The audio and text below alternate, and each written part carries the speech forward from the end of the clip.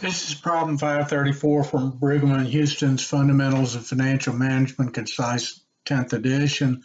And this is setting up an amortization schedule. Now, this is a pretty simple problem, but if you can do it here, you can do it anywhere. Set up an amortization schedule for a $19,000 loan to be paid in equal installments at the end of each of the next 3 years, 8% interest compounded annually.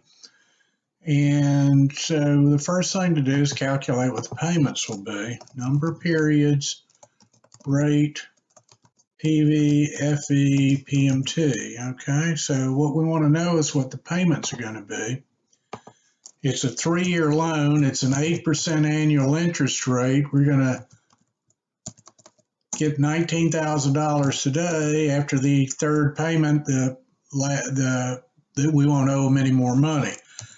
Equals PMT, open parens, the payment function, rate, number of periods, present value, and I'm putting the present value as a negative just so that the payment will come out as a positive. I'm just trying to save a step because I'm going to need the positive payments for the amortization schedule.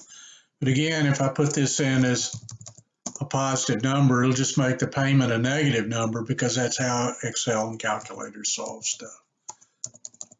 All right, so that'll be 3 equal payments of 73, 72, 64. So the total paid, 3 payments of 73, 72, 64 means I'll pay them $22,117.19. The principal, that's how much I start with.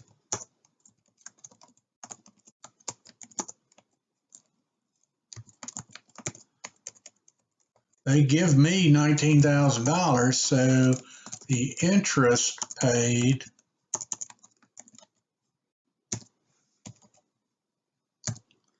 over the 3-year period would be $3,117.91. All right, the amortization schedule. Let's start with the year 1, 2, and 3. And basically the beginning amount, okay, I begin with $19,000. I make a payment of $73,764 at the end of the year. What part of that is interest?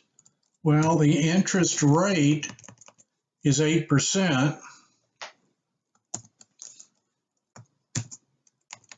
And so the first year's interest is $1,520. That's the interest. Anything that is over and above the interest would be principal. So I would reduce that $19,000 loan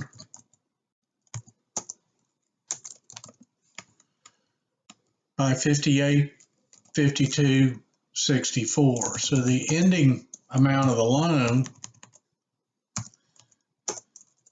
would be $13,147. By the way, not all loans work like this. This is simple interest on declining balance loan.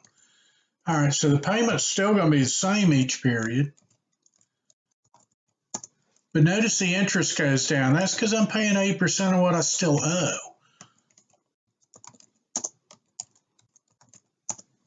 All right, so that means that if I send them the same amount in the second year, they're going to subtract the interest payments. So that means more of that goes to paying the principal. So the next year, I send them that. They subtract $546.12 of the interest. That means that the principal will be $68.26.52. At the end of the year, I won't owe them anything, okay? So the grand total of the payments is 22,117, which I got over here 3 times the payment amount. The amount of interest I'll pay will be 3,117, and the amount of principal will be 19,000. All right. The percent interest, 1520 of the